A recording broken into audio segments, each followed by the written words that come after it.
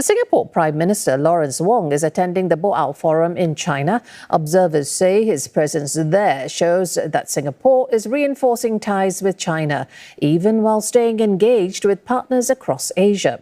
They say it reflects Singapore's approach to maintaining strong relationships across major economies, even as the global environment becomes more complex.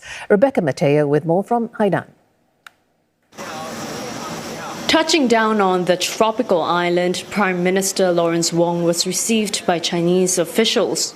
Singapore and China share long-standing ties, spanning trade, investment and government-to-government cooperation. These include projects such as the Suzhou Industrial Park and the Chongqing Connectivity Initiative, as well as frequent high-level exchanges. Analysts say Mr. Wong's trip to the island for the Boao Forum is seen as a sign of the importance of the relationship. I think, of course, there might be the occasional disagreements on certain issues, but this is natural because there are very few countries in the world that align perfectly on all issues. In fact, I don't think it exists.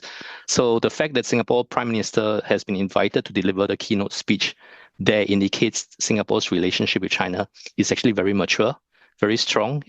Mr. Wong's visit also comes at a time of ongoing tensions between China and Japan. But observers say Singapore's approach has remained consistent to maintain strong working relationships across major economies, guided by its own national interests. Analysts say Singapore does not view its relationships through a zero-sum lens and seeks to engage all partners instead. This attempt to make friends all around. It's not just a visit to Japan. PM Wong also hosted President Lee from South Korea not too long ago. Singapore has a lot of reason to work well with the various Northeast Asian partners and also partners around the globe. But the fact that our partners aren't getting along with each other makes that proposition a lot more difficult to realize. But as global tensions rise and competition among major powers deepens, Singapore may find it increasingly challenging to navigate competing interests. It's a more difficult environment. That doesn't mean that Singapore will stop trying.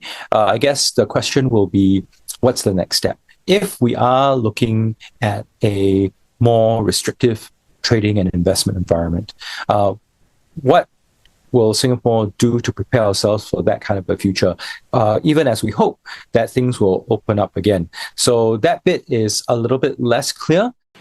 Observers say Singapore is not looking to act as a go-between major powers, but to put forward its own position and stay engaged with all sides. Prime Minister Wong has made the point that Singapore looks to work with like-minded countries to uphold the rules-based order in a more uncertain environment. Mr. Wong will be giving a keynote speech at the opening plenary of the forum tomorrow.